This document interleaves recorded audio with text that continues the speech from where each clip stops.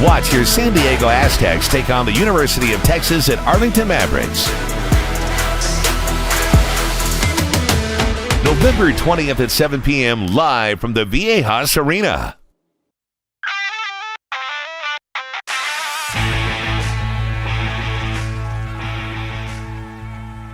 Welcome to another episode of Left Coast Sports with Jon Schaeffer, and we're very excited to have Team Mazda of El Cajon as the sponsor here at Left Coast Sports. Team Mazda, where your trade-in is always worth more, just off I-8 in El Cajon.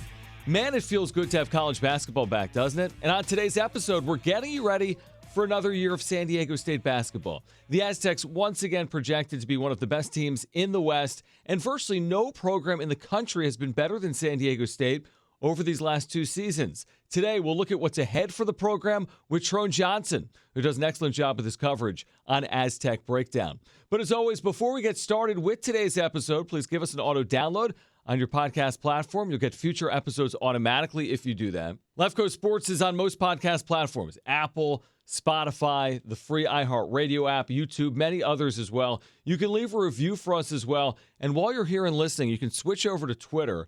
Follow me there at Jon Schaeffer. That is JonSchaeffer at Jon Schaeffer. So the Aztecs are seeking a third straight Mountain West regular season championship.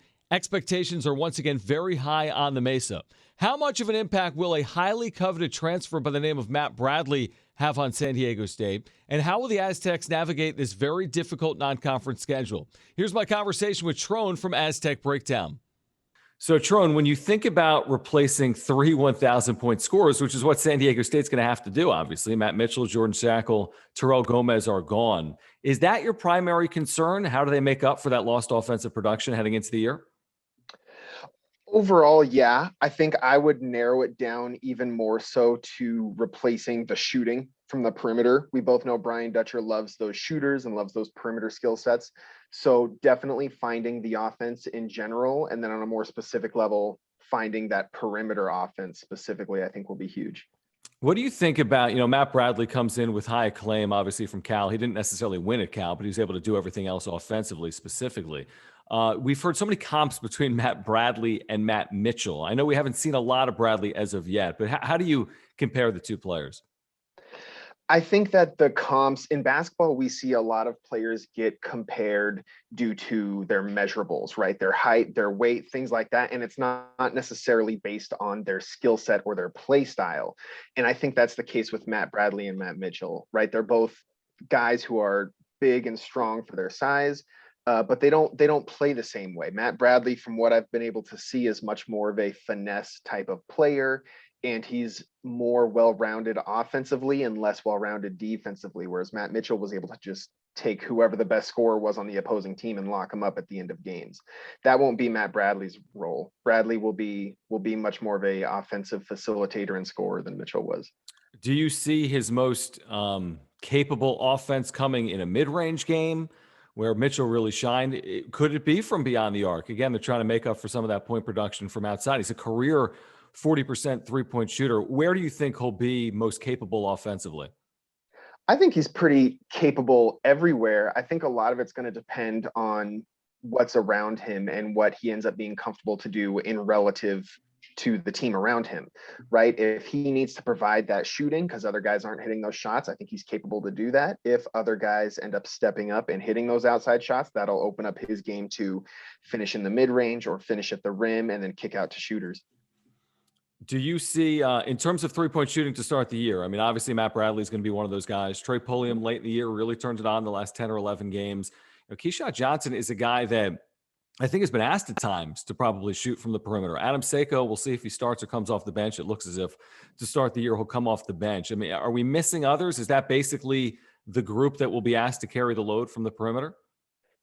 That's definitely most of them, right? Lamont Butler is starting, at least it looks like, over Adam Seiko early on. So we'll have to see how his shooting develops. And then the only other big name is Keith Dinwiddie, who looks like he will probably be the 9th or 10th guy off the bench. We still, have to see how that turns out over the course of the season, but he's a guy who can light it up.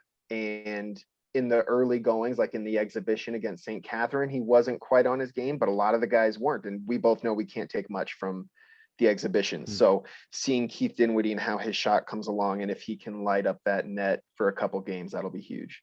So we've talked a lot about depth because I think Brian Dutcher played 16 guys. Obviously, he'll never do that in a regular season game. I don't think anyone played more than 20 minutes the other night against St. Catherine. When you actually parse this down and look at what he's going to use maybe as early as the first couple of games of the year, what do you expect the rotation to be like, and who is the first guy or two off the bench? Presumably Adam Seiko. Who from there? I think this is a big assumption. I'm guessing that the rotation during St. Catherine, if you look at the first guys that came off the bench, that's what it'll be. I believe it was Seiko, Tomajic, and Diabate all came off the bench in the first rotation.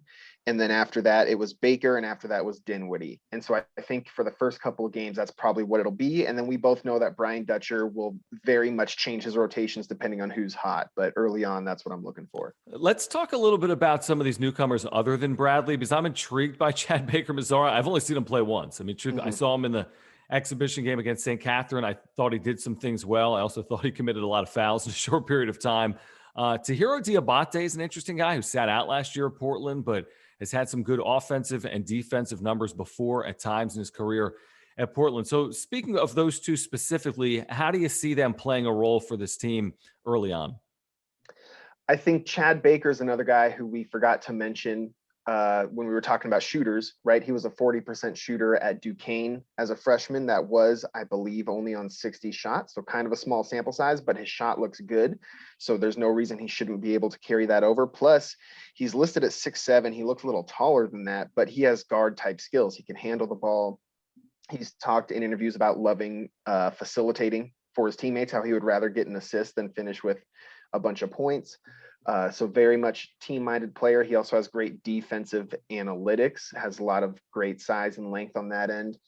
And then Diabate, when I watched games of him at Portland from 2 years ago, he reminded me at times of a slightly less polished version of Yanni Wetzel in the way of how he was athletic, how great his footwork and his touch was around the rim, how he could get out and pressure ball handlers in the pick and roll and do things of that nature. So I was very excited to see that tape, and I'm looking very much forward to what he does on the Mesa this year. You know, we briefly touched on Trey Pulliam, who really did have a strong finish. I mean, he was dared to shoot, and he did. He became more confident in his shot. We know about his defense. All he is a winner. I mean, he's 53-7. It's really incredible. He played behind some of the best guards in the history of the program a couple of years ago. I think he's better off for it.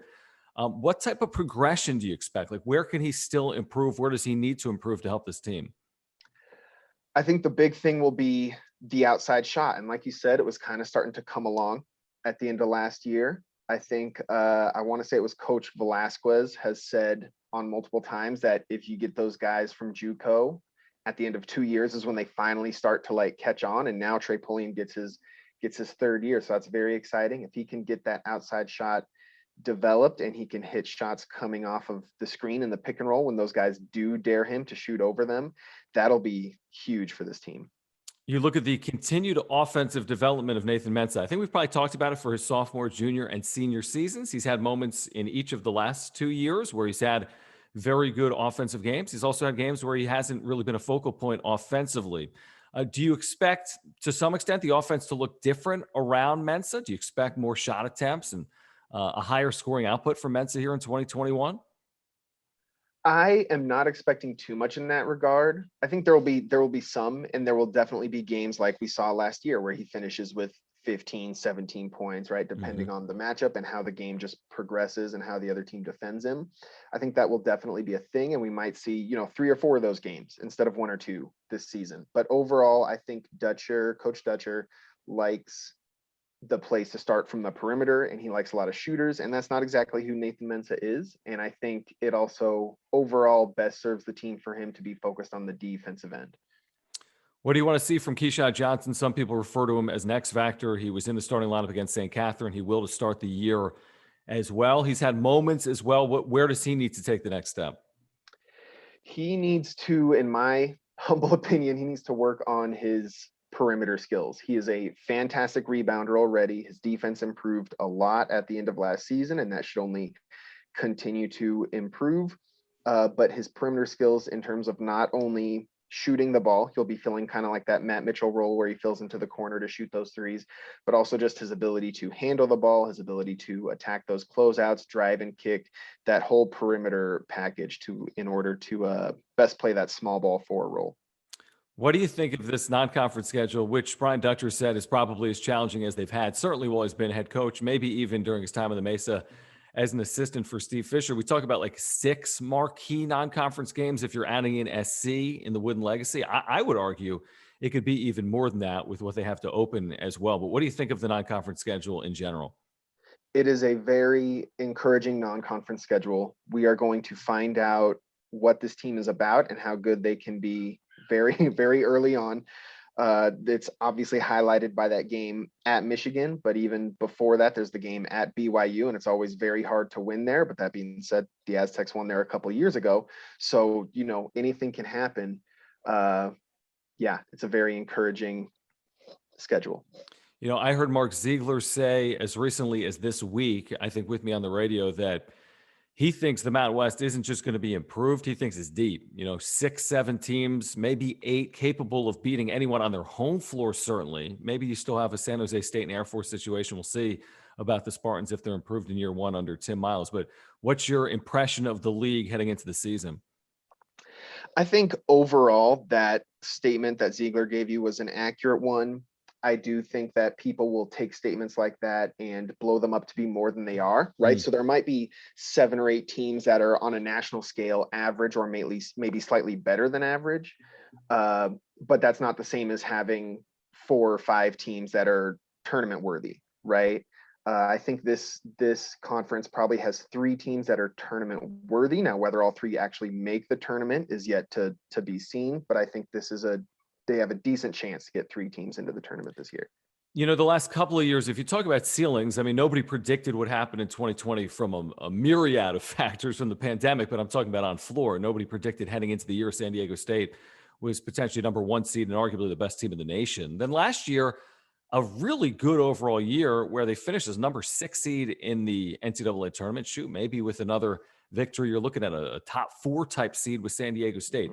What do you see as a ceiling for this team when you look at the non-conference and you look at the conference schedule and you know that there's a chance they take on water, but that doesn't necessarily mean they're not as good as the team that they had on the court last year?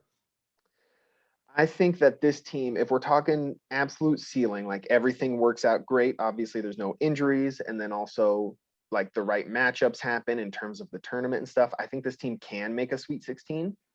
I don't think that's what I would expect or what I would predict, but I think if we're talking ceiling, that's what I would say. Tell us about, you've been doing excellent work with Aztec Breakdown. You've got a podcast, you've been writing as well. Tell us about how you've gotten involved with this program and where our listeners can find more of your work. John, I wouldn't even say I'm involved with the program. I'm just a fan, right? Like most of the people listening. And a couple years ago, before even, I want to say before you ended up moving to San Diego and doing an excellent job that you're doing, I was very much starved for coverage of the team. And at one point I was looking around at how other people do coverage, and I was inspired by other content creators that do just great job covering local teams of their own. And I noticed nobody was doing that for the Aztecs really. And I was like, that's a niche I can fill. And it was just a great way to express my passions and meet other people that have similar passions. The community has been absolutely fantastic. So it's been great. For those that, if they don't already want to find my work, I have my own website, aztecbreakdown.com. I also write for the East Village Times. Shout out to them. They do fantastic work over there. And the Mountain West Wire. How much are you looking forward to, a final question, how much are you looking forward to Viejas being backfilled? Viejas being filled will be cool. I actually don't live in San Diego at the moment, so if I'm lucky, get to 1 game a year. The last game I was at was the Kawhi Leonard retirement game, and that was absolutely magical. But even just watching on TV or streaming, whatever it may be, there's something special about hearing the crowd get into the games. That's just, it's I can't explain it. It's just such a nice feeling. So having that stadium be full and rocking will be amazing. Yeah, it should be fun. There's no question about it. It's been 600 days since Aztec fans in a regular Wow. season game. Over 600 days were there at Viejas Arena. One more time, for people looking for the website or for your podcast, how can they find it? AztecBreakdown.com. The podcast is on all the major podcast places, iTunes, Spotify, iHeart, all the deal. And just it's the Aztec Breakdown podcast. So all really synergistic there. Tron, we appreciate it. Enjoy the season. Thanks for doing it today. Thank you very much, John. All right, a great breakdown there of the Aztecs with Jon Johnson of Aztec Breakdown. Should be really an awesome season. Fun year on the Mesa. And again, if you haven't already, please subscribe and auto-download future episodes on whichever podcast platform you're listening to this podcast on. Leave a review as well. And again, follow me on Twitter at Jon Schaeffer. That's JonSchaeffer at Jon Schaeffer. For previous episodes or more information about Left Coast Sports, you can visit yourview.com. That's YURVIEW.com. And again, that reminder, we're thrilled to have Team Mazda of El Cajon as a sponsor here at Left Coast Sports. Team Mazda, where your trade-in is always worth more, just off I-8 in El Cajon. As always, we thank you for listening. We'll catch up again next time right here on Left Coast Sports with Jon Schaeffer.